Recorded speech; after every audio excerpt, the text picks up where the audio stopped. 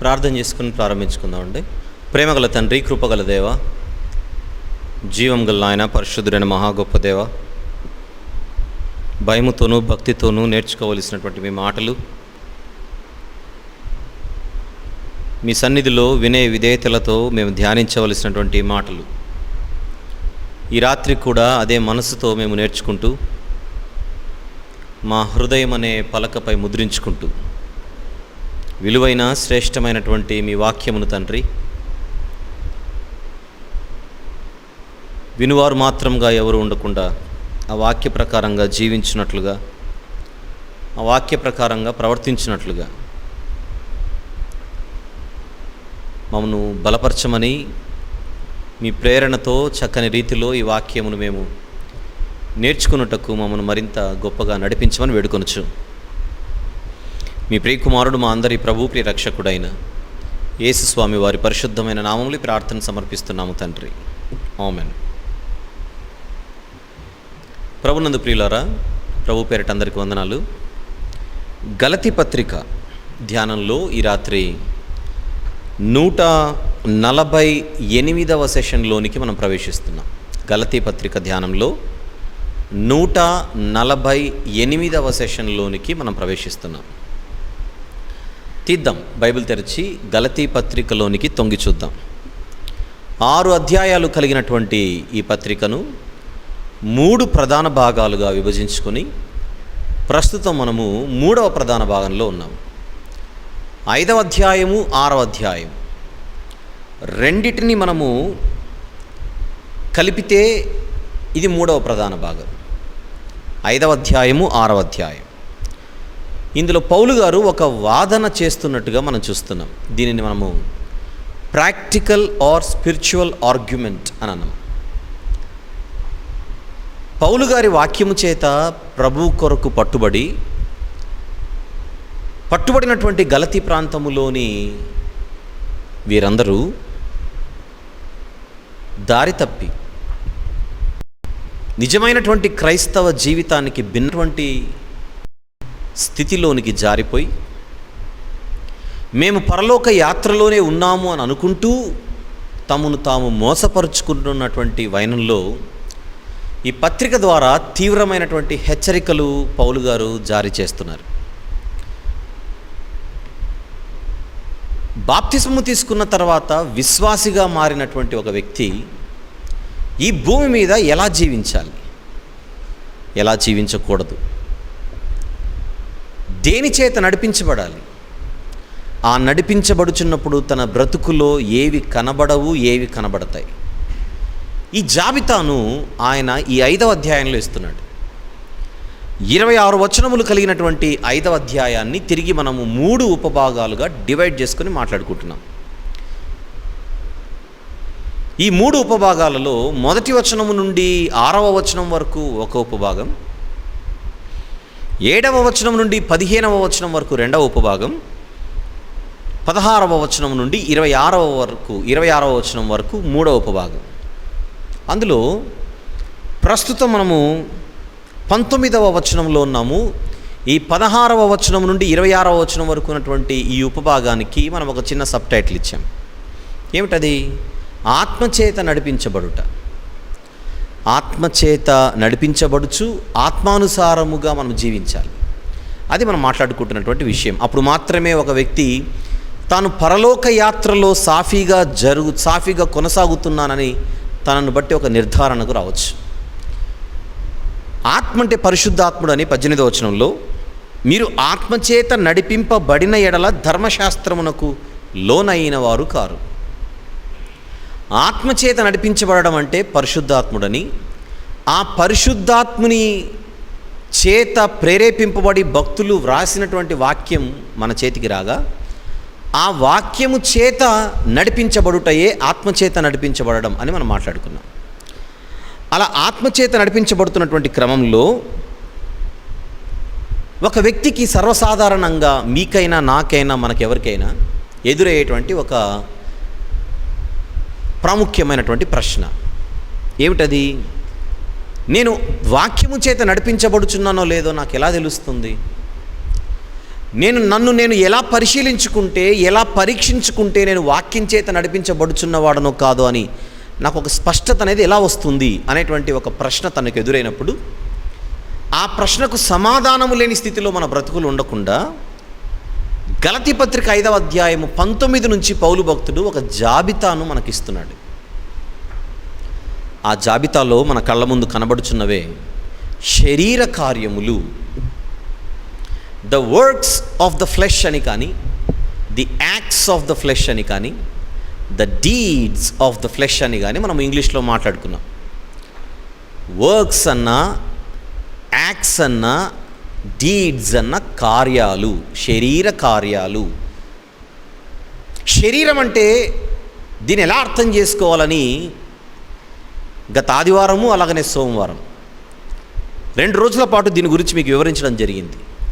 నడినెత్తి మొదలుకొని అరిపాదం వరకు ఉన్నటువంటి మాంసపు ముద్ద మాత్రమే శరీరమా, శరీర కార్యాలు అనేటువంటి పదజాలంలో, లేకపోతే పాపపు స్వభావానికి కూడా ఇది అప్లై అవుతుందని మూల భాషలోనికి మనం వెళ్ళినప్పుడు ఇది కేవలము మట్టి ఆకారానికి సంబంధించినటువంటి పదమే, దానికి సంబంధించినటువంటి వర్ణన మాత్రమే కాదు, ఇది ఒక మనలో ఉన్నటువంటి ఒక సిన్ఫుల్ నేచర్, ఒక పాప స్వభావాన్ని సూచించే గ్రీకు భాషలోని సార్క్స్ అనేటువంటి పదానికి సంబంధించినది. పాపమే లేని, పాపపు స్వభావమే లేని శరీరం అయితే దానిని సోమ అంటారని, పాపపు స్వభావము కలిగినటువంటి పరిస్థితిలోని కనుక మన బ్రతుకు తయారైపోతే దాన్ని సార్క్స్ అంటారని తెలుగు భాషలో చదువుకుంటున్నటువంటి ఈ బైబిల్ ఏదైతే ఉన్నదో దాన్ని మనము ఈ పర్టిక్యులర్ ఈ యొక్క పదజాలం కోసం మూల భాషలోనికి వెళ్ళినప్పుడు అక్కడ మరింత స్పష్టత మనకు లభించింది. ఇంతకుముందు భాగాలలో అది వివరించాను. ఇక ఆ శరీర కార్యములేంటో 19వ వచనము నుండి 21వ వచనం వరకు మనం చదివినప్పుడు,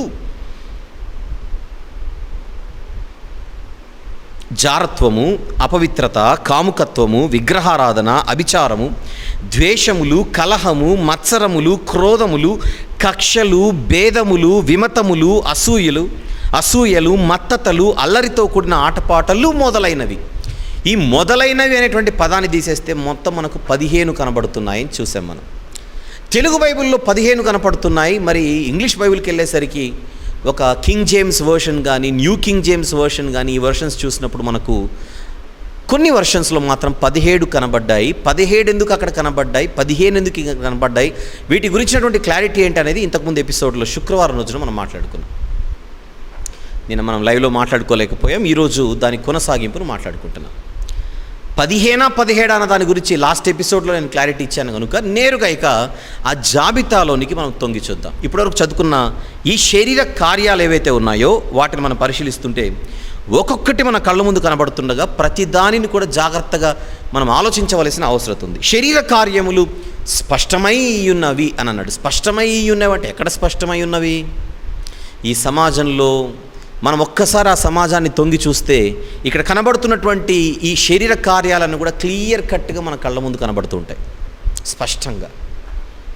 కానీ స్పష్టమై ఉన్నటువంటి శరీర కార్యాలను మనం ఎప్పుడూ కూడా స్పష్టంగా చూడట్లేదు. అంతే, చూడగలిగితే స్పష్టంగా కనబడతాయి, కానీ వాటిని మనము గ్రహించలేకపోతున్నాం, వాటిని మనము దృష్టించలేకపోతున్నాం, లేకపోతే వాటిపై ఒక మన మనసును కేంద్రీకరించి వాటి గురించి ఆలోచన చేయలేకపోతున్నాం. అలాంటి పరిస్థితి జరగకూడదనే నిద్రపోతున్నటువంటి మన జీవితాలను మేల్కొల్పడానికే దేవుడు యొక్క జాబితాను తన భక్తుని ద్వారా మన ముందు పెట్టాడు. అందులో మొదటిది చూద్దాం ఇక జాగ్రత్తగా. శరీర కార్యములు ఏమేమైతే ఉన్నాయో వాటిని ఒక్కొక్కటిగా మాట్లాడుకునే క్రమంలో మొట్టమొదట మన కళ్ళ ముందు కనపడుతున్నటువంటి పదం దగ్గరికి వస్తున్నాను. జారత్వం అని అన్నాడు. జారత్వం అనేటువంటి ఈ తెలుగు పదాన్ని మనకు ఇంగ్లీష్లో జనరల్గా అయితే సెక్షువల్ ఇమ్మొరాలిటీ అన్న పదంతో వాడేశాడు కొన్ని వర్షన్స్లో. ఎక్కువ వర్షన్స్లో అలాగనే ఉంది. ఇమ్మొరాలిటీ అని కానీ, సెక్షువల్ ఇమ్మొరాలిటీ అని కానీ, ఇల్లిసిట్ సెక్స్ అని కానీ, ఇమ్మోరల్ సెక్స్ అని కానీ ఇలాంటి పదాలు అక్కడ వాడబడ్డాయి. కానీ దాన్ని ఇంకొంచెం మనకు విడగొట్టి చూపించే ప్రయత్నంలో భాగంగా ఒక కింగ్ జేమ్స్ వర్షన్ కానీ, లేదా న్యూ కింగ్ జేమ్స్ వర్షన్ కానీ, లేదా అలాంటి కొన్ని వర్షన్స్ మాత్రం ఆ సెక్షువల్ ఇమ్మొరాలిటీ అనేటువంటి ఒకే ఒక్క యూనిట్ ఆఫ్, లేకపోతే ఒకే ఒక పదజాలాన్ని 2 పదాలుగా విడగొట్టి అడల్టరీ అండ్ ఫోనికేషన్ అనేటువంటి 2 వేరువేరు పదాలను అక్కడ చూపించాడు. ఈ రెండు వేరువేరు పదాలను మనం రెండు వేరువేరుగానే తీసుకొని ముందుగా ఈ రాత్రి ఈ జారత్వం అనేటువంటి పదాన్ని అడల్టరీ అనేటువంటి పదంతో కనుక కొద్దిసేపు మనం సంబోధిస్తే ఆ అడల్టరీ అనేటువంటి పదాన్ని మనం ఎలా అర్థం చేసుకోవాలి? ఈ వాక్యం వింటుండగా మీలో ఎవరైనా ఇంగ్లీష్ బైబిల్స్ చదువుతూ ఉంటే కొన్ని బైబిల్స్లో సెక్షువల్ ఇమ్మొరాలిటీ అనే ఒకే ఒక్క గ్రూప్ ఆఫ్ వర్డ్స్తో దాన్ని క్లోజ్ చేశాడు. ఇందాక నేను ప్రస్తావించినటువంటి కింగ్ జేమ్స్ వర్షన్ కానీ న్యూ కింగ్ జేమ్స్ వర్షన్ లాంటి వర్షన్స్లో మీకు రెండు పదాలు కనపడుతున్నాయి. తెలుగులో ఒక పదంగా కనబడుతున్న జారత్వం అన్న పదానికి ఇంగ్లీష్లో మీకు రెండు పదాలు కనబడుతూ ఉంటాయి. ఆ రెండు పదాలలో మొదటిదే అడల్టరీ. ఆ అడల్టరీ అనేటువంటి పదాన్ని తీసుకొని ఈ రాత్రి కొన్ని విషయాలు మీ ముందు మాట్లాడడానికి నేను సిద్ధంగా ఉన్నాను. అడల్టరీ తెలుగులో ఇక్కడ జారత్వం అన్న పదాన్ని వాడాడు.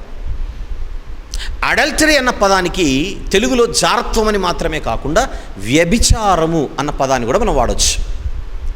ఇంగ్లీష్లో అడల్టరీ అనేటువంటి పదానికి తెలుగులో జారత్వం అని మాత్రమే కాకుండా మనము వ్యభిచారము అన్న పదాన్ని కూడా వాడవచ్చు.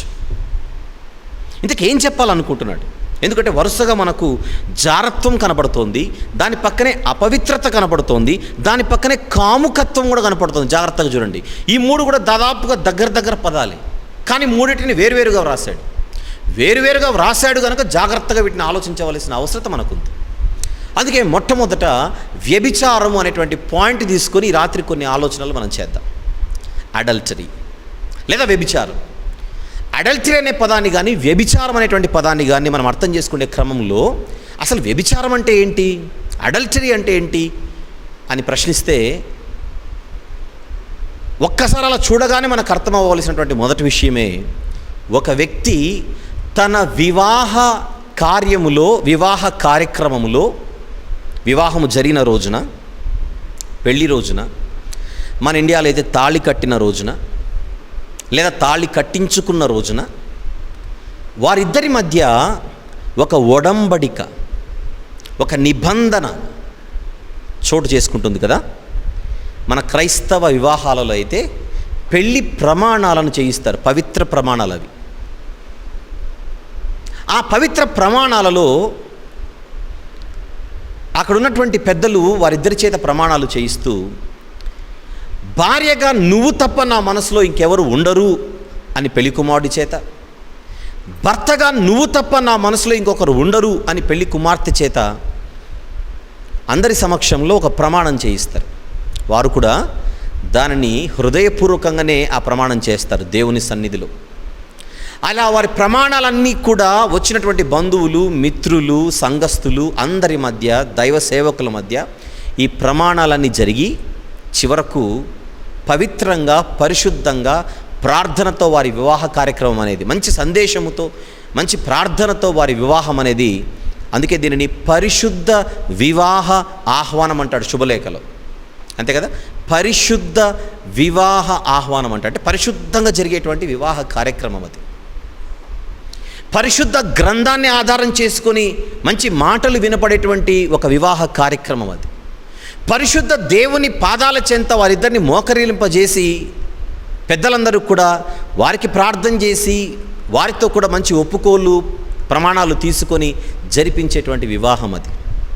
ఆ రోజు చోటు చేసుకునేటువంటి వారిద్దరి మధ్య ఒక కాంట్రాక్ట్ ఉంటుంది, దానిని మనము మ్యారేజ్ కాంట్రాక్ట్ అని అంటాం.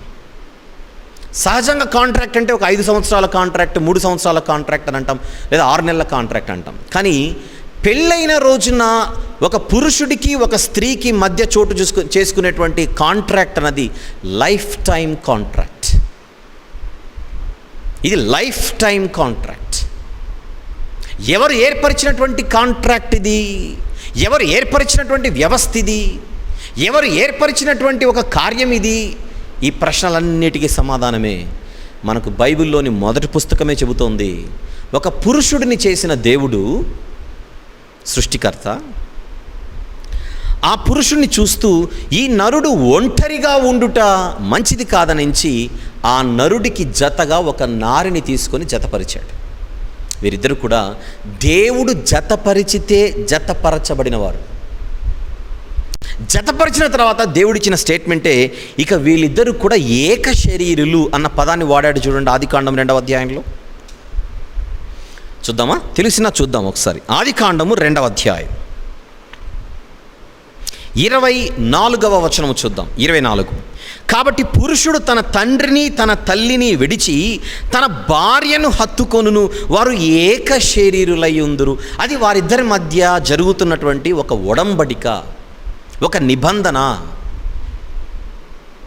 ఈ ప్రపంచ మానవ చరిత్రలో చోటు చేసుకున్నటువంటి మొట్టమొదటి వివాహ కార్యక్రమం అది. ఈ వివాహ కార్యక్రమానికి సాక్షి దేవుడే. ఈ వివాహ కార్యక్రమానికి పెళ్ళి పెద్ద కూడా దేవుడే. అంత గొప్పగా జరిగింది ఈ వివాహం. అలాంటి వివాహ కార్యక్రమంలో దేవుడే వారిద్దరి మధ్య ఒక నిబంధన ఏర్పరిచాడు. కావెనెంట్, నిబంధన, మ్యారేజ్ కావెనెంట్. అది ఆ నిబంధనలు చెప్పిన మాట, ఇక మీరిద్దరూ కూడా ఒకటే, మీరిద్దరూ కూడా ఒకటే, మరణము తప్ప మీ ఇద్దరిని ఏది కూడా వేరు చేయకూడదు. మరణము తప్ప ఏది కూడా మీ ఇద్దరిని వేరు చేయకూడదు. ఎంత గొప్ప వ్యవస్థను దేవుడు ఏర్పాటు చేశాడు. అయితే మా పెళ్లి రోజున మా ఇద్దరి మధ్య ఒక ఒడంబడిక జరిగింది. మా పెళ్లి రోజున మా ఇద్దరి మధ్య ఒక పవిత్ర నిబంధన చోటు చేసుకుంది. ఆ నిబంధనను ఎటువంటి పరిస్థితుల్లో మేము అతిక్రమించకూడదు. ఆ నిబంధనపై ఎటువంటి పరిస్థితుల్లో మేము నీళ్లు చల్లకూడదు అన్న జ్ఞానం ఇటు పురుషుడికి ఉండాలి, అటు స్త్రీకి ఉండాలి. వీరిద్దరిలో ఈ నిబంధనను ఎవరు అతిక్రమించినా అది అడల్టరీ కిందికి వస్తుంది, వ్యభిచారం కిందికి వస్తుంది. దాన్నే పౌలు గారు గలతీయులకు వ్రాస్తూ పత్రిక శరీర కార్యములలో అదొకటి అని చెప్పాడు. శరీర కార్యములలో అదొకటి. ఏదొకటి? అడల్టరీ అనేది ఒకటి. దాని జారత్వము లేదా వ్యభిచారం. అడల్టరీ అనే పదాన్ని మనం తీసుకుంటే వ్యభిచారం. అక్కడ వ్యభిచారము జరిగే చోట ఒక నిబంధన అతిక్రమించబడుతోంది, ఒక నమ్మక ద్రోహం చోటు చేసుకుంటోంది. ఈ కార్యాన్ని ఎవరు చేసినా, ఈ నిబంధనను ఎవరు అతిక్రమించినా వారు శరీర కార్యములలో ఒక శరీర కార్యమును కలిగి ఆత్మచేత లేకపోతే వాక్యము చేత నడిపించబడే జీవితాలు లేకుండా, జీవితాన్ని కలిగి లేకుండా, నేను పరలోక ప్రయాణంలో ఉన్నానులే ఒక్కసారికి ఏం కాదని అనుకుంటూ ఒక భయంకరమైనటువంటి పరిస్థితిలోనికి జారిపోయినట్టు. నిబంధన, నిబంధన. దీని గురించి ఎంత చక్కని పదజాలం బైబిల్లో అక్కడక్కడ ప్రయోగించబడిందో ఒక 2 వచనాలు ఈ సందర్భంగా మనం చూడక తప్పదు, ఖచ్చితంగా చూడాలి. అందులో ఒకటి సామెతల గ్రంథంలో చూద్దాం, మరొకటి మలాకీ గ్రంథంలో చూద్దాం. ముందుగా మలాకీకి వెళ్ళి తర్వాత సామెతల గ్రంథానికి వద్దాం. దయచేసి అందరూ కూడా మలాకీ గ్రంథంలోని 2వ అధ్యాయము 14 నుండి లేదా 14వ వచనం మాత్రం చూద్దాం. 15 కూడా చూద్దాం తర్వాత కాసేపటికి. 14 ముందుగా చూద్దాం. మీరు వ్రాసుకోవడం మాత్రం దయచేసి 14 నుండి 16 వరకు వ్రాసుకోండి. 14 నుండి 16 వరకు వ్రాసుకోండి. ముందుగా 14కి వెళ్దాం. మలాకీ గ్రంథం 2వ అధ్యాయం 14 నుంచి 16. అది ఎందుకని మీరు అడుగగా, యౌవన కాలమందు నీవు పెండ్లి చేసుకుని అన్యాయముగా విసర్జించిన నీ భార్య పక్షమున యెహోవా సాక్షి ఆయను. మొత్తం చదువుదాం. అది నీకు తోటిదై నీవు చేసిన నిబంధనకు, అండర్లైన్ చేయండి అన్నమాట, నీవు చేసిన నిబంధనకు పాత్రురాలు కదా, నీ పెండ్లి భార్య కదా. నీ పెండ్లి భార్య కదా. మీకు విషయం చెప్పనా, షాకింగ్ న్యూస్ వింటారు మీరు ఇప్పుడు. ఈ 14వ వచనం ఎవరి గురించి అనుకుంటున్నారు? బయట సమాజంలో ఉన్నోళ్ళ గురించి కాదు, లోకంలో బ్రతికే భయంకరమైనటువంటి దురలవాట్లకు బానిసలై బతికే, బజార్ మీద పడి బతికేటువంటి వాళ్ళ గురించి కాదు. జీర్ణించుకోండి, ఇది ఎవరి గురించో చెబుతాను. సాక్షాత్తు దేవుని సేవకుల గురించి మాట. విషయం ఏంటంటే విశ్వాసుల గురించి కూడా కాదు ఇది. ఇశ్రాయేలీలలో సామాన్య యూదులలో సామాన్య మనుషుల గురించి కూడా కాదు ఇది. ఒక సంఘంలో సంఘ పెద్దల గురించి కూడా కాదు ఇది. ఏకంగా పాత నిబంధనలో సేవకులు అన్న పదం కంటే యాజకులు అన్న పదం ఎక్కువగా మనకు కనబడుతుంటుంది. ఆ యాజకులే దేవుని సేవకులు. ఎవరి గురించి మాట్లాడుతున్నాడు అనుకుంటున్నారు దేవుడు ఇక్కడ? యాజకుల గురించి. యాజకుల గురించి. ఆ పైన సందర్భం చదువుదాం ఒకసారి. ఇది ఎవరి గురించో జాగ్రత్తగా చూద్దాం. మీరు 10 నుంచి మీరు వ్రాసుకోండి. కానీ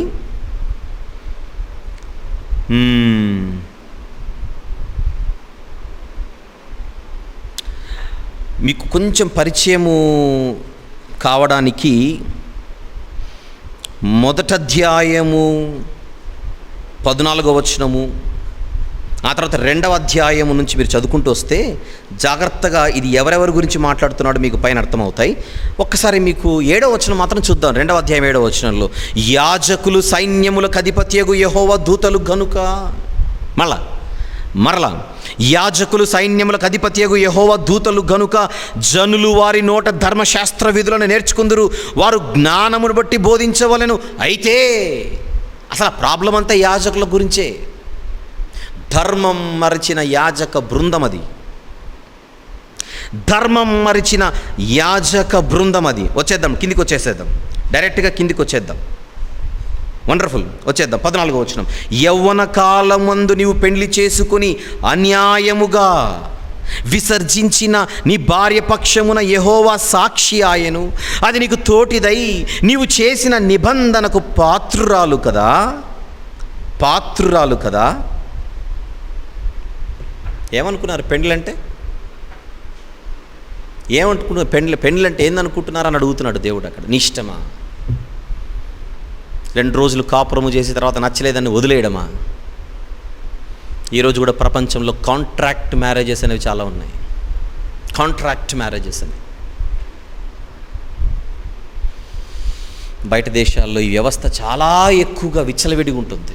ఒక 2 ఏళ్ళు సహజీవనం అంటారు కదా, పదం ఎక్కువ వింటున్నాం ఈ మధ్యకాలంలో. సహజీవనం. ఒక 2 సంవత్సరాలు కాపురం చేసి 2 సంవత్సరాలు కలిసి జీవించి నచ్చితే కాంట్రాక్ట్ కొనసాగిద్దాం, లేదంటే లేదు. అసలు ఆది నుండి దేవుడు వివాహ వ్యవస్థను ఇలా ఏర్పాటు చేయలేదు. ఆది నుండి దేవుడు వివాహ వ్యవస్థను ఇలా ఏర్పాటు చేయలేదు. అలా ఏర్పాటు చేయలేదు. అదే మొదటి అధ్యాయం, అదే మలాకీ గ్రంథం మొదటి అధ్యాయం. ఎక్కడి నుంచి యాజకుల గురించి ఆయన ఎంత బాధపడుతున్నాడో జాగ్రత్తగా ఒకసారి మనం చూద్దాం. మొదటి అధ్యాయం 6వ వచనం 7వ వచనం. కుమారుడు తన తండ్రిని గణపరచును కదా, దాసుడు తన యజమానుని గణపరచును కదా, నా నామము నిర్లక్ష్యపెట్టు యాజకులారా. యాజకులారా, అది మొత్తం యాజకుల గురించి మాట్లాడుతున్నట్టుగా మీరు జాగ్రత్తగా చూడవచ్చు. ఇక స్ట్రైట్గా మనం డైరెక్ట్గా ఈ యాజకుల గురించి దేవుడు ఎంత బాధపడుతూ మాట్లాడుతున్నాడు. ఇప్పుడు మనం 14వ వచనం చదువుతున్నాం కదా, పైన 12 చూద్దాం జాగ్రత్తగా. మలాకీ గ్రంథ వివరణ మీకు యూట్యూబ్లో ఉంటుంది, ఖచ్చితంగా వినండి. చాలా విషయాలు అర్థమవుతాయి ఇక్కడ. All right. 12వ వచనం. యాకోబు సంతతి వారి డేరాలలో నుండి. చూద్దాం జాగ్రత్తగా. యాకోబు సంతతి వారి డేరాలలో నుండి మేల్కొల్పు వారిని, పలుకు వారిని, సైన్యములకు అధిపత్యగు యెహోవాకు నైవేద్యము చేయు వారిని యెహోవా నిర్మూలము చేయును. ఎవరెవరు నిర్మూలన చేస్తాడు? 12వ వచనంలో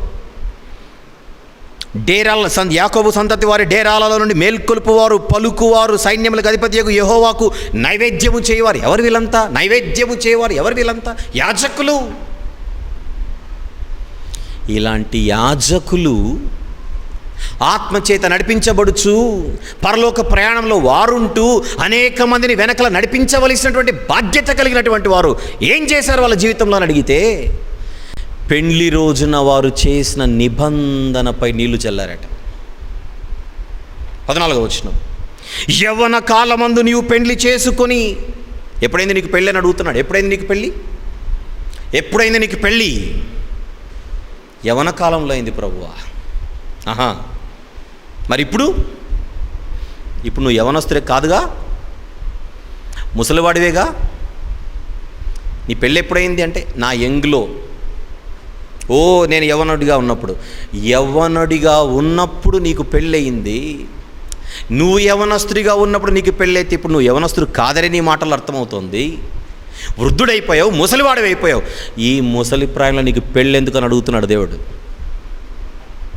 యవ్వన కాలమందు నీవు పెళ్లి చేసుకొని అన్యాయముగా విసర్జించిన, అప్పుడు పెళ్లి చేసుకొని ఈరోజు పక్కనున్న భార్య నచ్చట్లేదట కొంతమంది యాజకులకు. అక్కడ అన్యాయముగా విసర్జించిన నీ భార్య పక్షమున యెహోవా సాక్షి ఆయను, అది నీకు తోటిదై నీవు చేసిన నిబంధనకు పాత్రురాలు కదా, నీ పెండ్లి భార్య కదా. 15వ వచనంలో చివరి మాట, యవ్వనమున పెండ్లి చేసుకొనిన మీ భార్యల విషయములో విశ్వాసఘాతకులుగా మీరు మారిపోయారు. అలా మీరు ఉండకూడదు. భార్యను పరిత్యజించుట నాకు అసహ్యమైన క్రియ అని సైన్యములకు అధిపతి అని ఇశ్రాయేలీల దేవుడగు యెహోవా సెలవిచ్చుచున్నాడు. ఒకడు తన వస్త్రములను బలాత్కారంతో నింపుట నాకు అసహ్యమని సైన్యములకు అధిపతి యెహోవా సెలవిచ్చున్నాడు. కాబట్టి మీ మనస్సులను కాచుకొనుడి. ఓవరాల్గా అక్కడ కాన్సెప్ట్ అర్థం కావడం కోసం ఈ వచనాలు చూపించాను. ఈ తప్పు ఎవరి దగ్గర జరుగుతోంది అని అడిగితే బయటోళ్ళ మధ్య కాదు, నైవేద్యాలు అర్పించువారట.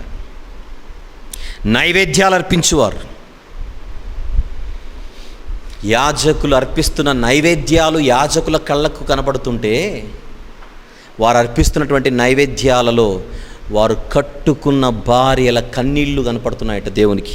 అది కూడా చూద్దాం. పైన 13వ వచనం, మరియు రెండవసారి మీరు అలాగుననే చేయుదురు. యెహోవా బలిపీఠమును మీరు ఏడ్పుతోనూ కన్నీళ్లతోనూ రోదనముతోనూ తడుపుదురు. కాబట్టి ఆయన మీ నైవేద్యమును అంగీకరింపకయు తనకు అనుకూలము కాని అర్పణలను మీ చేత తీసుకొనకయు ఉన్నాడు. జాగ్రత్తగా ఈ రాత్రి మరలా దాన్ని చదవండి. నైవేద్యాలు తీసుకొని వస్తున్నారట, తీసుకొని వెళ్ళిపోండి అంటున్నాడు దేవుడు. అర్పణలు తీసుకొని వస్తున్నాడు, అస్సలు తీసుకొని రాకండి అని చెప్తున్నాడు. ఎందుకు?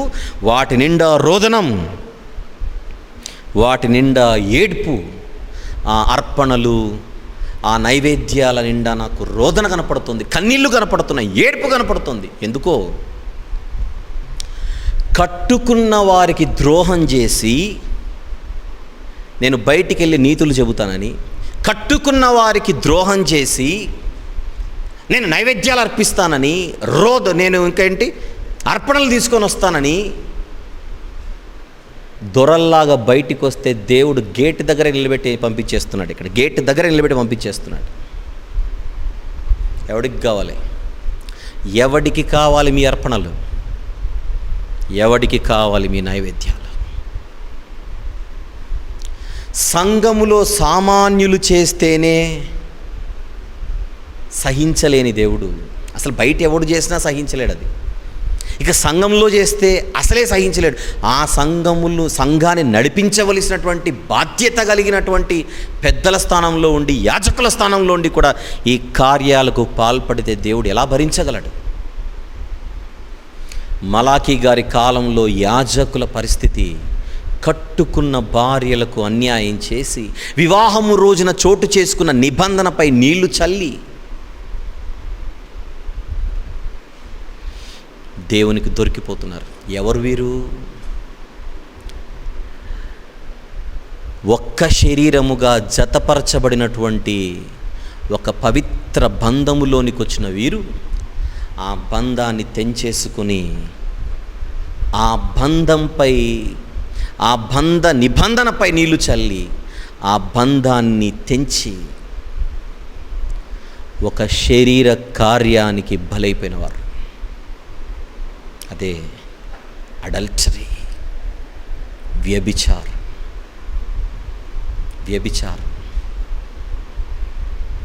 అన్ని తరాలలో ఉండే ప్రతి ఒక్కరికి అప్లై అయ్యేటువంటి యూనివర్సల్ ప్రిన్సిపల్ అది, యూనివర్సల్ ట్రూత్ అది. విడాకులు అన్న పదమే దేవునికి పరమ చిరాకు. గుర్తుపెట్టుకుందాం, విడాకులు అన్న పదం అంటేనే దేవుడు 10 కిలోమీటర్ల దూరం ఉండమంటాడు అంతే. ఒక నిజమైన దేవుని కుమారుడు, ఒక నిజమైన దేవుని కుమార్తె, ఒక మంచి విశ్వాసి విడాకులు అన్న పదాన్ని దరిదాపుల్లో కూడా తీసుకుని రారు. భార్యను పరిత్యజించుట నాకు అసహ్యమైన క్రియ. అసలు ఉన్న భార్యను వదిలేయడమే ఆయనకు అసహ్యమైతే కట్టుకున్న భార్య ఉండగా మరొకరితో నేను సంబంధం పెట్టుకుంటానంటే చీల్చి చెండాడడు. అదే వ్యభిచారం. పురుషుల కోసం చెప్పిన మాట ఇది, జాగ్రత్త జాగ్రత్త అని. మరి స్త్రీల కోసం ఏం చెప్పాడో చూద్దాం. సామెతల గ్రంథానికి వద్దాం. ఇప్పుడు 2వ అధ్యాయము, దయచేసి సామెతల గ్రంథము 2వ అధ్యాయం. భార్యకు అన్యాయం జరిగితే నేను వస్తానంటున్నాడు దేవుడు. అక్కడ భార్యకు అన్యాయం జరిగితే నేను సాక్షిగా నిలబడతాను, జాగ్రత్త, ఆమె పక్షాన నేను వాదిస్తానంటున్నాడు ఆయన. అది మలాకి గ్రంథం. ఒక్కసారి సామెతల గ్రంథంకి వద్దాం. ఇక్కడ ఎవరికి అన్యాయం జరుగుతుందో చూద్దాం. 16వ వచనము మరియు 17వ వచనం. సామెతల గ్రంథం 2వ అధ్యాయము 16 మరియు 17 వచనములు. మరియు అది జార స్త్రీ నుండి. ఏ స్త్రీవిడా? జార స్త్రీ. ఈ జార స్త్రీ పెళ్ళైన ఆవిడ, పెళ్ళి కానమ్మాయా? అది కూడా చూద్దాం కింద. అది జార స్త్రీ నుండి, మృదువుగా మాటలాడు పరస్త్రీ నుండి నిన్ను రక్షించును. ఎవరి స్త్రీ? కింద చెబుతున్నాడు 17వ వచనంలో కింద. అట్టి స్త్రీ తన యౌవన కాలపు ప్రియునిని. ఎవరి ప్రియుడు? తన ప్రియుడు. తన ప్రియుడు అంటే ప్రేమికుడు అని కాదు, ఇక్కడ మాట్లాడుతుంది భర్త గురించి అని. జాగ్రత్తగా చూద్దాం ఇప్పుడు. అట్టి స్త్రీ తన యవ్వన కాలపు ప్రియుని విడుచున్నది తన దేవుని నిబంధనను మరచున్నది. ఎవరి ప్రియుడు? ఒకప్పుడు ఈ ప్రియుడికి ఈ స్త్రీకి మధ్య ఒక నిబంధన జరిగితే ఆ నిబంధన కార్యక్రమంలో ఆ స్త్రీ యొక్క పురుషుడిగా మారినవాడు, భర్తగా మారినవాడు, భాగస్వామిగా మారినవాడు. ఒక నిబంధన కార్యక్రమంలో ఒక ఒడంబడికలోనికి వచ్చినవాడు, ఒక కాంట్రాక్ట్లోనికి, ఒక కావెనెంట్లోనికి వచ్చినవాడు. ఈ పర్టిక్యులర్ కాంటెక్స్ట్లో ఎవరికి అన్యాయం చేస్తున్నారు ఈ సందర్భాన? భార్య తన భర్తను విడిచిపెట్టి, నిబంధనను అతిక్రమించి, తన యవ్వన కాలపు ప్రియుని విడిస్తే దేవుని నిబంధనను మరిచిపోయి ప్రవర్తిస్తోంది. ఇదే జారత్వం. జారస్త్రీ అన్నాడు పైన. జారత్వం లేదా వ్యభిచారం లేదా అడల్టరీ, సెక్షువల్ ఇమ్మొరాలిటీ అనేటువంటి ఒక పదజాలాన్ని కాస్త 2 words of 1 unitగా కనిపించే సెక్షువల్ ఇమ్మొరాలిటీ అనేటువంటి పదజాలానికి కాస్త అడల్టరీ అండ్ ఫోనికేషన్ అన్న 2 పదాలలో ఒక పదాన్ని తీసుకొని రాత్రి మనం మాట్లాడుకుంటున్నాం. అడల్టరీ అన్న పదానికి సరైన భావం మనం మాట్లాడుకోగలిగితే, ఇద్దరి మధ్య చోటు చేసుకున్న వివాహ నిబంధనకు ద్రోహం జరిగితే దాన్ని వ్యభిచారం అంటారు. అది పురుషుడి సైడ్ నుంచి జరగవచ్చు, స్త్రీ సైడ్ నుంచి జరగవచ్చు. ఇప్పుడు మనకు వ్యభిచారం అంటే ఏంటో ఇంట్రొడక్టరీగా మనకు ఒక విషయం అర్థమైంది. ఇది ఒక శరీర కార్యం. ఈ శరీర కార్యం మనిషిని పరలోకపు యాత్రలో నుండి దారిని తొలగించి పక్కదారికి నడిపించి, ఏం పర్వాలేదులే అన్నట్టుగా మనకు నచ్చజెబుతూ నరకానికి, నాశనమైన గుంటకు మనల్ని తీసుకొని వెళ్తోంది. ఎవరైనా బాప్తిస్మము తీసుకొని ఉండి నేను క్రైస్తవుడను, క్రైస్తవరాలను అని అనుకుంటూ, నేను ఒక విశ్వాసిగా ఉన్నాను అని అనుకుంటూ ఇలాంటి కార్యక్రమంలో పాల్గొంటూ ఉంటే అది ఎంత భయంకరమైన, ప్రమాదకరమైన స్థితిలో ఉన్నారో ఈ రాత్రి మనం అర్థం చేసుకోవాలి. చాలా తీవ్రమైన, చాలా భయంకరమైన ఒక నేరమే ఈ జారత్వం లేదా వ్యభిచారం. అదే పౌలు భక్తుడు కొరింథీయులకు రాసిన మొదటి పత్రికలో ఏం చెబుతున్నాడు చూద్దాం. 6వ అధ్యాయం దయచేసి. కొరింథీయులకు రాసిన మొదటి పత్రిక 6వ అధ్యాయం 18వ వచనము జాగ్రత్తగా చూద్దాం. 18. కొరింథీ మొదటి పత్రిక 6వ అధ్యాయము 18వ వచనం, జారత్వమునకు దూరముగా పారిపోవుడి. మరలా, జారత్వమునకు దూరముగా పారిపోవుడి. మనుష్యుడు చేయు ప్రతి పాపము దేహమునకు వెలుపల ఉన్నది, కానీ జారత్వము చేయువాడు తన సొంత శరీరమునకు హానికరముగా పాపము చేయుచున్నాడు. మిగిలిన పాపాలు బయట జరుగుతాయి, కానీ జారత్వం మాత్రం శరీరములో జరిగేది, శరీరముతో జరిగేది. ఆ సొంత శరీరానికే హానిని, కీడును రప్పించుకుంటూ పాపం చేస్తున్నాడు. 19, మీ దేహము దేవుని వలన మీకు అనుగ్రహింపబడి మీలోనున్న పరిశుద్ధాత్మకు ఆలయమై ఉన్నదని మీరు ఎరుగరా? మీరు మీ సొత్తుగారు, విలువ పెట్టి కొనబడిన వారు గనుక మీ దేహముతో దేవునిని మహిమపరచుడి. జాగ్రత్త అని చెబుతున్నాడు అక్కడ. జారత్వం అనేది ఎంత ప్రమాదకరమైందో చెబుతున్నాడు. ఇదంతా మనకు తెలిసినదే అని అనుకుందాం కాసేపు. ఇప్పుడు మరొక విషయం చూద్దాం. ఈ వ్యభిచారం అన్నది, ఈ అడల్టరీ అన్నది ఇంతకు మనిషికి ఏ స్థితిలో ఈ మనిషికి అంటుకుంటుంది అన్న మరొక ప్రశ్న ఇక్కడ వేసి నేను ముందుకెళ్తున్నా.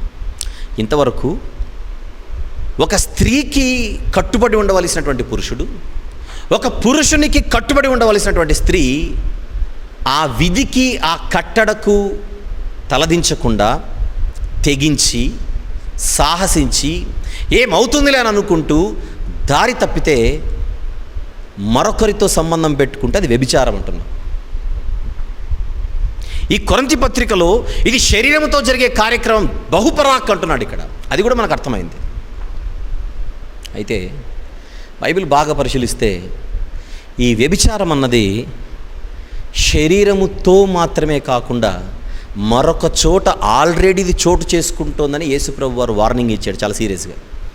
అది కూడా మనం గమనించాలి తప్పకుండా. అది గమనించకపోతే ఈ మెడిటేషన్కి, ఈ యొక్క ధ్యానంకి అర్థం ఉండదు. చూద్దాం, మీ అందరికి తెలుసు ఆ వచనం ఏంటో. మత్తయి సువార్త 5వ అధ్యాయం, మత్తయి సువార్త 5వ అధ్యాయం 27-28 వచనములు చూద్దాం. 27-28, వ్యభిచారము చేయవద్దని చెప్పబడిన మాట మీరు విన్నారు కదా. ధర్మశాస్త్రంలో 10 ఆజ్ఞల్లో ఉంది కదా, వ్యభిచరించకూడదు అనే మాట. అదే వ్యభిచారము చేయవద్దని చెప్పబడిన మాట మీరు విన్నారు కదా. నేను మీతో చెప్పున్నదేమనగా అంటే, అప్పుడు విన్నది మీకు సరిగా అర్థం కాలేదని పాయింట్ అక్కడ. ఆ రోజు వ్రాయబడింది మీకు సరిగా ఎక్కలేదు, మరి అందుకే ఈ ఎక్స్ప్లెనేషన్ అంటున్నాడు. నేను మీతో చెప్పున్నదేమనగా, ఒక స్త్రీని మోహపు చూపుతో చూచు ప్రతివాడు అప్పుడే తన హృదయమందు ఆమెతో వ్యభిచారము చేసిన వాడగును. ఎక్కడ జరుగుతుంది వ్యభిచారం? శరీరముతో జరుగుతుంది. శరీరముతో జరుగుతాం మనం అనుకుంటుంటే ఆల్రెడీ నీ హృదయంలో స్టార్టే అక్కడ వరకు వచ్చిందంటున్నాడు యేసుప్రభు. ఆల్రెడీ నీ హృదయంలో స్టార్టే అక్కడ వరకు ప్రయాణం చేసింది అది. ఓహో, శరీర కార్యం అంటే గలతీ పత్రిక 5:19 ప్రకారంగా శరీర కార్యములు స్పష్టమై ఉన్నవి అవేవనగా జారత్వం అనగానే ఇది ఓన్లీ శరీరముతో జరిగించినప్పుడే అది వ్యభిచారం అవుతుంది లేదా జారత్వం అవుతుంది అన్నటువంటి నిర్ధారణకు మనం రాకుండా ముందుగానే పట్టేస్తోంది. వాక్యం అనేటువంటి స్కానింగ్ మెషిన్, వాక్యం అనేటువంటి మన జీవితానికి దేవుడిచ్చినటువంటి యంత్రం ఏదైతే ఉన్నదో ముందుగానే స్కాన్ చేసేసి దాని స్టార్టింగ్ పాయింట్ చెప్పేస్తోంది. ఎక్కడ చోటు చేసుకుంటోంది ఇది, ఎక్కడ చోటు చేసుకుంటోంది. ఈ వాక్యం వింటుండగా మనం అనుకోవచ్చు, మేమేమైనా విడాకులు ఇచ్చామా? భార్యలైనా భర్తలైనా విడాకులు ఏమి ఇవ్వలేదుగా. ఏ రోజు విడాకుల ప్రస్తావనే రాలేదు మా బతుకుల్లో. నేను సేఫ్ అని మనము తొందరపడి అనుకోకుండా మత్తయి సువార్త 5వ అధ్యాయం 27-28 వచనాలు ప్రారంభంలోనే మనల్ని అరెస్ట్ చేసేస్తున్నాయి. ఈ 2 వచనాలు అరెస్ట్ చేస్తే ఏముంటున్నాయి? ఈ రెండు వచనాలు మనతో ఏం మాట్లాడుతున్నాయి? లేదా ఈ వాక్యం మనతో ఏం మాట్లాడుతుంది? మనల్ని చూసి నువ్వు ఒక ద్రోహివి, ఎవరికి ద్రోహం చేశా నేను అని అడిగితే, నువ్వు కట్టుకున్న నీ భాగస్వామికి నువ్వు ద్రోహం చేశా. నేనెప్పుడు చేశాను అని అడిగితే, నీ హృదయంలో నువ్వెన్ని మార్లు చేయలేదు, నీ హృదయములో నువ్వు ఎన్ని మార్లు చేయలేదు, ఎన్ని మార్లు ఆ నిబంధనను అతిక్రమించలేదు. పెళ్లి రోజున నువ్వు చేసిన ప్రమాణం ఏంటి? నీ వివాహం రోజున జరిగినటువంటి పరిశుద్ధ నిబంధన ఏంటి? ఆ నిబంధనను నువ్వు ఎంతకాలం నిలబెట్టుకోగలిగావు?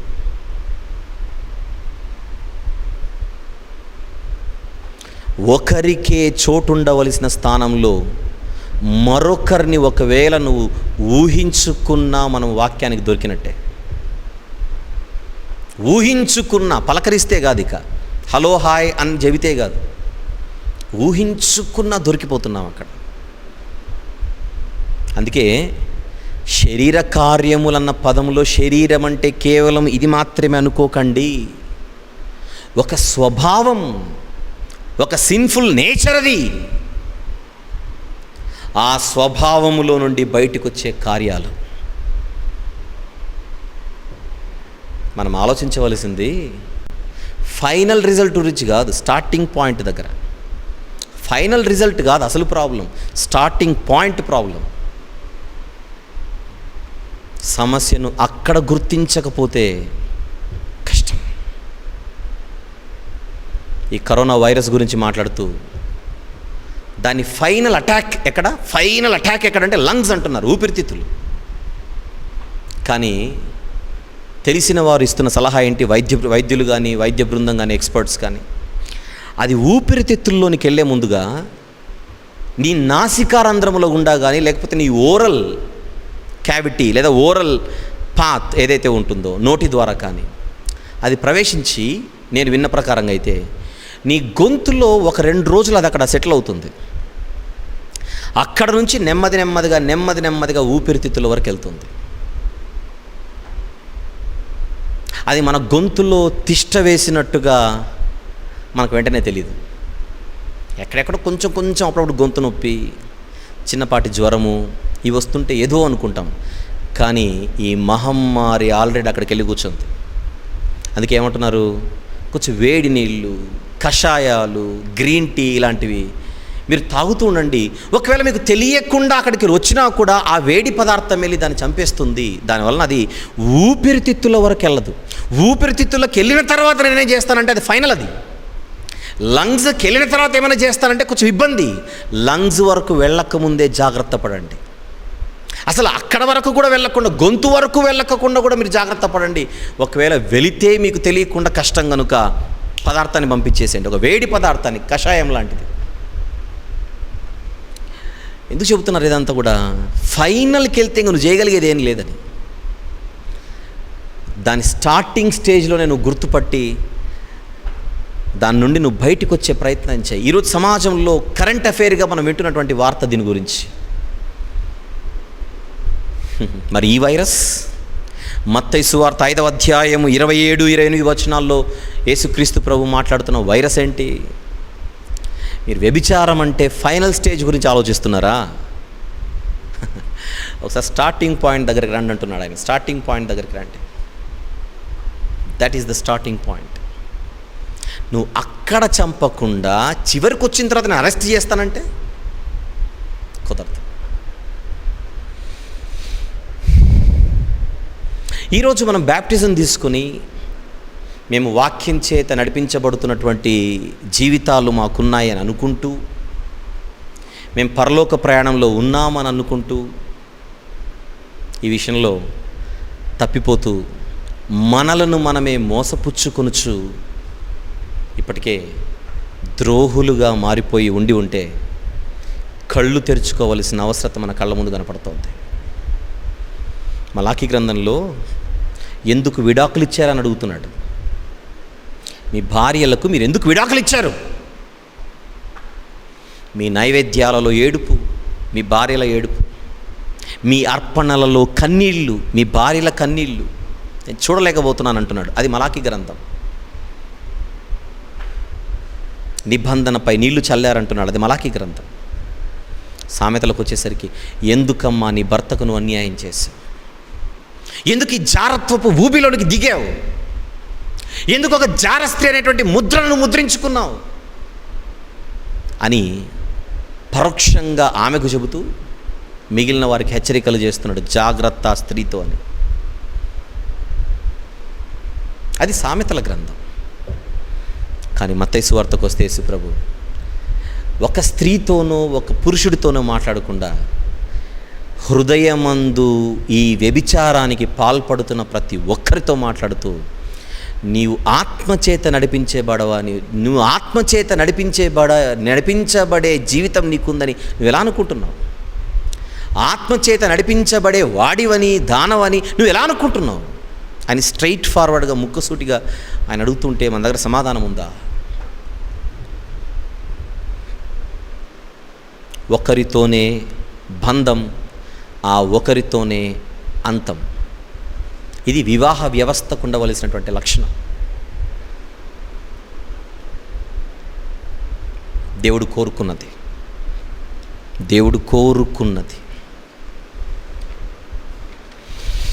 అయితే కట్టుకున్న వారు ఉన్నా మరొకతో సాంగత్యము అన్నది పెట్టుకుంటే దానివల్ల వచ్చే నష్టాలు చాలా ఉండగా, ఆ చాలా నష్టాలను కూడా మనకు బైబిల్లో దేవుడు చెప్పి ఉండగా, అందులో ఒక నష్టం, ఈజీగా అర్థమయ్యేటువంటి ఒక్క నష్టం మాత్రం మనం ఒక్కసారి చూద్దాం. యోబు గ్రంథం 31వ అధ్యాయం. యోబు గారు ఎవరు? వివాహమైన వాడండోయ్. కట్టుకున్న భార్య పక్కన ఉన్నటువంటి యోబు గారు దేవుణ్ణి దూషించి చావకూడదా అంటోంది పక్కన కూర్చొని. అలాంటి భార్య పక్కనున్న ఆయన ఏం మాట్లాడుతున్నాడో చూద్దాం ఒక్కసారి. యోబు గ్రంథం 31వ అధ్యాయము 1వ వచనం. ముందుగా, నేను నా కన్నులతో నిబంధన చేసుకుంటుని, కన్యకను నేను ఎలాగు చూచుదును. వివాహమైన వాడని నేను, వివాహమైనటువంటి నేను నా హృదయంలో భార్య అనేటువంటి స్థానంలో నా ప్రక్కన నా కీడును కోరుకుంటున్నా సరే, ఆవిడకు తప్ప మరొకరికి నేను చోటిచ్చే పరిస్థితి లేదు. నేను నా కన్నులతో నిబంధన ఆ పదమే మాట్లాడుతున్నాం అప్పటి నుంచి. నిబంధన చేసుకుంటుని, కన్యకుని నేను ఎలాగు చూచుదును. అలాగు చేసిన ఎడల పరముననున్న దేవుని ఆజ్ఞ ఏమగును. ఉన్నత స్థలముననున్న సర్వశక్తుని స్వాస్థ్యం ఏమగును. దుర్మార్గులకు విపత్తు సంభవించుటే కదా, పాపము చేయు వారికి దురవస్థ ప్రాప్తించుటయే కదా. ఆయన నా ప్రవర్తన ఎరుగును కదా, నా అడుగు జాడలన్నింటినీ లెక్కించును కదా. భయంకరమైనటువంటి దుర్మార్గతలో బతుకుతున్నటువంటి వారికి చివరిగా ఫలితం ఎలా వస్తుందో, కట్టుకున్న భాగస్వామిని తప్ప మరొకరికి నేను స్థానం ఇస్తే నా హృదయంలో నాకు కూడా అలాంటి గతే కదా పట్టేదంటున్నాడు. ఆయన భయము చూడండి, ఆయన భక్తి చూడండి, బాగుంది. అయితే లోకపరంగా కూడా వచ్చే నష్టం గురించి ఆయన 9వ వచనంలో మీరు రాసుకుంటుంటే 9 నుంచి 12 వరకు రాసుకోండి. నేను ముందుగా 9వ వచనం చదువుతున్నా. నేను హృదయమున పరస్త్రీని మోహించిన ఎడలా, అదే మత్తయి సువార్తలో మనం చూసింది.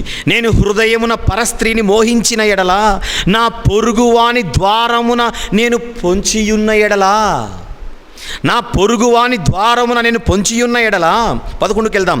అది దుష్కామ కార్యము.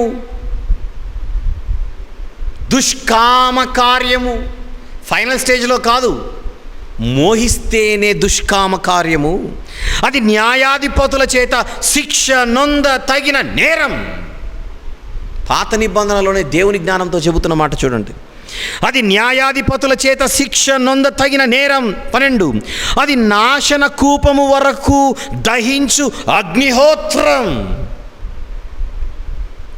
చివరిగా, అది నా ఆదాయమంతయు నిర్మూలము చేయును. అబ్బో, ఇది కూడా నష్టమేనండోయ్. మిగిలిన నష్టాలే కాదు, అసలు మనకొచ్చే ఆదాయం మొత్తం ఎగిరిపోతుందట. అంతే కదా మరి. నీ కుటుంబం నీ ఆదాయాన్ని అనుభవించాలి. ఎవరో ఈ భయంకరమైన అలవాటుకు ఫలితం ఏంటని అడిగితే ఆయన అంటున్నాడు, నా ఆదాయానికి కూడా గండి పడుతుంది. ఇక్కడ సామెతల్లో కూడా చూద్దాం ఒకసారి మాట. సామెతల గ్రంథం 5వ అధ్యాయం. సామెతల గ్రంథము 5వ అధ్యాయము.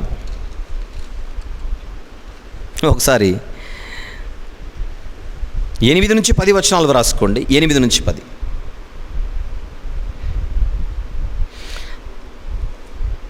జార స్త్రీ గురించి సందర్భం అని అర్థం చేసుకోవడం కోసం 8వ వచనం, జార స్త్రీ యందు జార స్త్రీయుండు ఛాయకు పోక నీ మార్గము దానికి దూరముగా చేసుకో. దాని ఛాయ వరకు కూడా వెళ్ళొద్దు అంటున్నాడు. ఆ నీడ కూడా తగలకూడదు, నీకు దూరంగా ఉండు. దాని ఇంటి వాకిటి దగ్గరకు వెళ్ళొద్దు అని చెప్పి అలా వెళితే ఏమవుతుందో 10వ వచనంలో చెబుతున్నాడు చూడండి.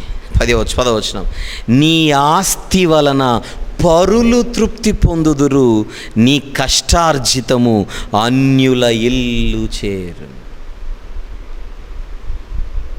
ఎక్కువ మంది కనబడకపోయినా మనకు పరిచయం ఉన్నవారే కొంతమంది ఈ స్థితిలో కనబడుతూ ఉంటారు. కట్టుకున్న భార్యను, కన్న పిల్లలను గాలికి వదిలేసి పట్టించుకోకుండా ఈ భయంకరమైన అలవాటుకు, ఒకరితో కావచ్చు, ఇద్దరితో కావచ్చు, 10 మందితో కావచ్చు, మనకు తెలియదు. కానీ ధర్మబద్ధంగా ఒక చోట ఉండవలసినటువంటి ఒక వ్యక్తి అక్కడ ఉండకుండా అక్రమంగా మరొక చోటుకి వెళితే దానివలన చాలా నష్టాలు ఉండగా ఈ స్పెసిఫిక్ కాంటెక్స్ట్లో మనం మాట్లాడుతుంది నిన్ను నమ్ముకొని వచ్చినటువంటి నీ కుటుంబం, నిన్ను నమ్ముకొని నీ చాటున బ్రతుకుతున్నటువంటి ఆ కుటుంబం ఎన్ని విధాల నష్టపోతుంది, ఎన్ని విధాల. కడుపున పుట్టిన పిల్లలు దాన్ని అనుభవించాలి, కట్టుకున్న భాగస్వామి లేదా తాళి కట్టించుకున్నటువంటి ఆ స్త్రీ అనుభవించాలి, ఎవరికో వెళ్ళిపోతుంది. అంటే ఈ నష్టం కూడా ఒకటి ఉంది, జాగ్రత్త అని. మిగిలిన నష్టాలు కూడా ఉన్నాయి, మనం మాట్లాడుకుందాం, రేపు కూడా ఉంది కదా. దీని కొనసాగింపు రేపు మధ్యాహ్నం మాట్లాడుకుంటాంగా. అన్నీ ఒకటేసారి మాట్లాడుకుంటే గంపలో కూరగాయలు అవుతాయి. ఒక్కొక్క దాన్ని స్పెసిఫిక్గా మనం మాట్లాడుకుందాం. పైన మాట్లాడుకున్న నష్టం ఉందా లేదా అంటే ఆ నష్టం ఏదో మన నోటీస్కి తీసుకొని వస్తున్నాడు చూడండి దేవుడు. ఎప్పుడు రాయబడినటువంటి మాటలు ఇవన్నీ కూడా. 6వ అధ్యాయము దయచేసి, అదే సామెతల గ్రంథం 6వ అధ్యాయం 26వ వచనము చూద్దాం. 26, వేశ్య సాంగత్యము చేయువానికి రొట్టె తునక మాత్రము మిగిలి ఉండును. ఏం మిగలదు నీకు, ఏమి మిగలదు, మొత్తం క్లీన్ వాష్. వేశ్య సాంగత్యము చేయువానికి రొట్టె తునక మాత్రం మిగిలి ఉండును, మగనాలు మిక్కిలి విలువగల ప్రాణమును వేటాడును. మగనాలు అంటే మరొక పురుషుడికి చెందిన స్త్రీ, వైఫ్ ఆఫ్ సంబడి, మరొక పురుషుడికి చెందిన స్త్రీ. మగనాలు మిక్కిలి విలువగల ప్రాణమును వేటాడును. పరస్త్రీ యొక్క చెంతకు చేరి లేదా పర భాగస్వామి యొద్దకు, మరొకరి భాగస్వామి యొద్దకు చేరాలన్న ఆశ పుట్టిన ఆ వైరస్ మొత్తం కొరుకు పుండు ప్రాకినట్టుగా నీ జీవితాన్ని తినేస్తుందని చెబుతున్నాడు. జీవితాన్నే.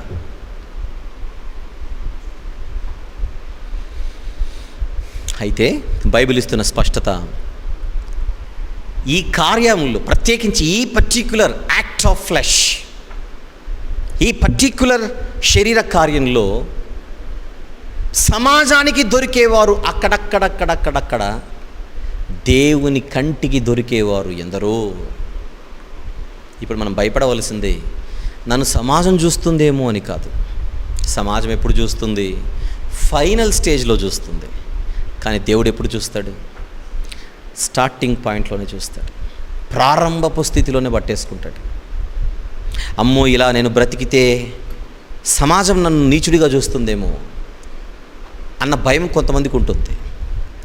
సమాజానికి భయపడి తెర మీదికి రాకుండా ఉండేవాళ్ళు కొంతమంది అయితే, వాస్తవాలు తెలియకుండా తెర వెనకల ఎందరో దేవునికి దొరికిపోతున్నారు. కనుక కొందరు అన్న మాట అబద్ధం, ఎందరో అన్న మాటే వాస్తవం. మనం మాట్లాడుకుంటుంది ఎక్స్క్లూజివ్గా బ్యాప్టిజం తీసుకున్న గలతీయుల గురించి. పత్రిక వాళ్ళకే వ్రాయబడుతుంది. బ్యాప్టిజం తీసుకుని కట్టుకున్న వారికి ద్రోహం చేస్తూ మరొకరితో సంబంధాలు పెట్టుకొని ఏమీ కాదులే అన్నట్టుగా బతుకుతుంటే, మీ జీవితాల్లో జరిగే ఈ శరీర కార్యాలు చెబుతున్నాయి మీరు ఆత్మచేత నడిపించబడుచున్న వారు కాదని, ఆత్మచేత నడిపించబడేవారు మీరు కానప్పుడు మీ యాత్ర పరలోక యాత్ర కాదని మీకు అర్థం కావాలని అరటిపండు తోలు ఒలచి తినిపించే అంత స్పష్టంగా పౌలు గారు గలతీయులకి పత్రిక రాస్తున్నాడు ఆయన. ప్రియ సోదరులారా, సోదరీమణులారా, ఈ ప్రపంచం తెర మీద కనబడినప్పుడే పట్టుకుంటుంది, కానీ తెర వెనకల కార్యాన్ని ఈ ప్రపంచం పట్టుకోలేదు.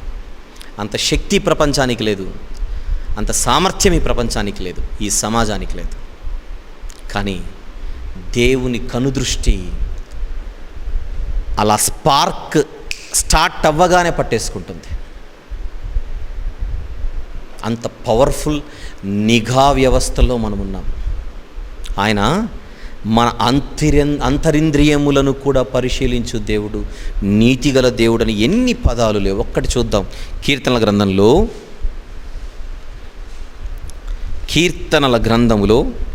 7వ కీర్తన.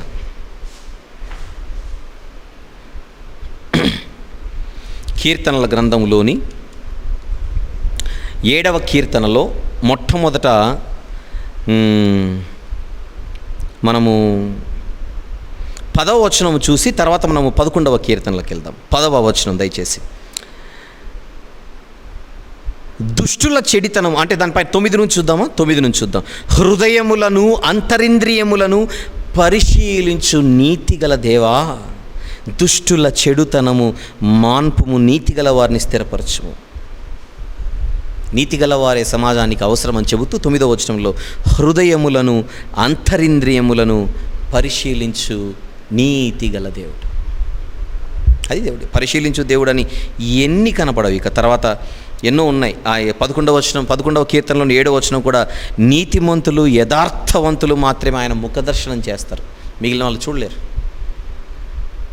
ఆ యథార్థవంతులు అని దేవునికి ఎలా తెలుస్తుంది? ఆయన కనుదృష్టి మన హృదయం వరకు వెళ్ళి తాకుతుంది, మన హృదయాన్ని ప్రతిక్షణం పరిశీలిస్తుంది. నోవహు గారి తరంలో ఉన్న వారిని దేవుడు ఎలా నిర్ధారించాడు వీళ్ళు దుష్టులని? వారి హృదయం యొక్క తలంపులలోని ఊహ అంతయు ఎల్లప్పుడూ కేవలము చెడ్డదని చెప్పాడు. అక్కడ ఊహలు పట్టుకుంటున్నాడు దేవుడు. ఊహలు పట్టుకుంటున్నాడంటే ఆయన శక్తి ఎంత గొప్పది, ఆయన శక్తి ఎంత గొప్పది. అందుచేత మనం భయపడవలసింది ఈ సమాజానికి కాదు, మనం భయపడవలసింది లోకానికి కాదు. కానీ ఈ లోకపు శక్తి పరిమితి కలది, ఈ లోకానికి ఉన్న సామర్థ్యం చాలా చిన్నది. కానీ దేవుని యొక్క శక్తి అతీతమైనది. ఆ అతీతమైన శక్తి మనల్ని దోషులుగా పట్టుకోకుండా జాగ్రత్త పడదాం. దీన్ని ఎలా జయించాలి అన్న ప్రశ్నకు సమాధానమే రేపటి కొనసాగింపు. ఈ గలతీ పత్రిక 5వ అధ్యాయము శరీర కార్యములు ఏవైతే మనం మాట్లాడుకుంటున్నామో వీటిని ఎలా మనం జయించాలన్న దానికి ఒక్కొక్క భాగం మీరు వింటుండగా ఎన్నో విషయాలు దేవుడు మనకు నేర్పిస్తాడు. కానీ ఒక క్లూ అయితే ఇస్తున్నాను. మీరు ఆత్మచేత నడిపించబడిన ఎడల మీరు ధర్మశాస్త్రమునకు లోనగువారు కారు అన్నాడు 18వ వచనంలో, గలతీ పత్రిక 5:18. ఏంటి ధర్మశాస్త్రం అంటే చెప్పాను, కేవలం మోషే ధర్మశాస్త్రం మాత్రమే ధర్మశాస్త్రం కాదు. మోషే అన్న పేరు తగిలించుకొని మానవులు కల్పించుకున్న ఎన్నో పద్ధతులకు ఒక్కొక్క మనిషి అది తన జీవితానికి ధర్మశాస్త్రంగా మలుచుకొని తప్పేంటి, అవును నాకు ప్రాబ్లం ఉంది అందుకే ఇంకొక అలవాటుకు నేను అలవాటు పడ్డాను, ఆ మాత్రం దేవుడు అర్థం చేసుకోలేడేంటి అన్నట్టుగా మనకు మనము పాఠాలు చెప్పుకుంటూ మనల్ని మనం తృప్తిపరుచుకుంటూ నేను కరెక్ట్నే బతుకుతున్నాను అన్నట్టుగా మన జీవితానికి ఒక అధర్మశాస్త్రాన్ని ధర్మశాస్త్రంగా మలుచుకొని బ్రతుకుతుంటే మనం నాశనానికి వెళ్ళిపోతున్నట్టే. చాలా జాగ్రత్త పడాలి. అందుకే హృదయంలో ఈ వాక్యం ఉండాలి. అందుకే ఆ వాక్య ప్రకారంగా మంచి ప్రార్థనా జీవితం కలిగి దేవునితో ఎక్కువ సహవాసం చేసి మనం జీవిస్తే ఈ పాపాన్ని జయించడం పెద్ద విషయమేం కాదు. ఇది ఈ 148వ సెషన్ గలతీ పత్రికకు 148వ సెషన్ ఇది. దీని కొనసాగింపు రేపు మధ్యాహ్నం 12 గంటలకు 149వ సెషన్లో దీన్ని మనం ఇంకా చాలా విషయాలు దీంట్లో మాట్లాడుకోవాలి. 1 లేదా 2 విషయాలు మనం మాట్లాడుకున్నాం. ముఖ్యంగా ఈ రాత్రి మనం మాట్లాడుకున్నది గలతీ పత్రిక 5:19లో కనబడుతున్న జారత్వం అనేటువంటి తెలుగు పదాన్ని 2 పదాలుగా విడగొట్టి కేజేవి లేదా ఎన్కేజేవి లాంటి వర్షన్స్ అన్నవి అడల్టరీ అనేటువంటి మొట్టమొదటి పదాన్ని అక్కడ ఉపయోగించగా ఆ అడల్టరీ అనే పదాన్ని బయటికి తీసుకొని వచ్చి ఆ అడల్టరీ అంటే ఏంటి, అన్నప్పుడు ఒక నిబంధనను అతిక్రమించి ఒక మనిషి దీనికి పాల్పడతాడు అని మనం చూసాం. ఆ పాల్పడే క్రమంలో కేవలం శరీరంతో మాత్రమే కాదు, హృదయంలోనే జరిగిపోతుంది, జాగ్రత్త అని వాక్యం మనల్ని హెచ్చరించింది. అదే క్రమంలో దానికి అలవాటు పడినటువంటి వారు కేవలము నష్టం అనేది ఒకదానికి మాత్రమే పరిమితం కాకుండా మన ఆదాయ జీవితం ఏదైతే ఉన్నదో దానికి కూడా మనకున్నటువంటి ఆస్తులు కానీ, మనకున్నటువంటి సంపద కానీ, లేకపోతే మనకున్నటువంటి మన సొత్తు కానీ, రూపాయైనా 10 రూపాయలైనా, అది కూడా మింగేసే అంత భయంకరమైంది, మీరు జాగ్రత్త అని అంటున్నాడు. అల్టిమేట్గా దుర్మార్గులకు ఏ గతి పట్టునో వీరికి కూడా అదే గతి పడుతుంది కనుక జాగ్రత్త. కట్టుకున్న వారికి హృదయంలో కూడా మోసం చేయకండి. అలా చేస్తే అది శరీర కార్యం, మన పరలోక యాత్రలో ఉన్నట్టు కాదు అని వాక్యం మనకు చెప్పింది. ఆ వాక్యాన్ని భూమి మీదికి తీసుకొని వచ్చి నిత్యము మనతో ఉండడానికి వాగ్దానం చేసి ఈరోజు ప్రతిక్షణం మన గురించి పరితపిస్తున్నటువంటి మన రారాజు ప్రభువైన యేసుక్రీస్తు వారు మనలో పాపం ఉండకూడదనే ఆయన తన రక్తం కార్చాడు, ప్రాణం పెట్టాడు, సమాధి చేయబడ్డాడు, తిరిగి లేచాడు. ఆయనే మరలా వస్తున్నాడు. ఆయన వచ్చే సమయానికి మనం పవిత్ర హృదయులై పరిశుద్ధ హృదయంతో ఆయన ఎదుర్కొందాం. తద్వారా పరలోకంలో విజయవంతంగా అడుగుపెట్టి మన పరలోకపు తండ్రితో నిత్యము జీవిద్దాం. అలాంటి ఆనందం దేవుడు మనందరికీ గొప్పగా దయచేయునుగాక. ఆయన ఇచ్చేటువంటి అవకాశాన్ని మనం పరిపూర్ణంగా వినియోగించుకుందుముగాక. నేను ప్రార్థన చేసే ముందుగా ఒక్క నిమిషం మీరు ప్రార్థన చేయండి. ఒకవేళ మనం తప్పిపోతుంటే ఇలాంటి విషయాల్లో క్షమాపణ కోరడానికి ఏమాత్రం సిగ్గు చెందక హృదయంలో నుండి ఈ ప్రార్థన దేవుని చెంత మనం పెడదాం. శక్తినివ్వమని మనము కోరుకుందాం. ఖచ్చితంగా దేవుడు సహాయం చేస్తాడు. హృదయములను అంతరింద్రియములను పరిశీలించు నీతిగల దేవుని సన్నిధిలో మనం ఉండగా క్షమించండి ప్రభువా అని అడగడానికి మనం ఎందుకు సిగ్గుపడాలి? కట్టుకున్న వారికి మనం ద్రోహం చేస్తుంటే ఆ విషయంపై మనము క్షమాపణ కోరవలసింది ముఖ్యంగా దేవుని చెంత. వివాహ కార్యక్రమం రోజున జరిగినటువంటిది వివాహ నిబంధనది.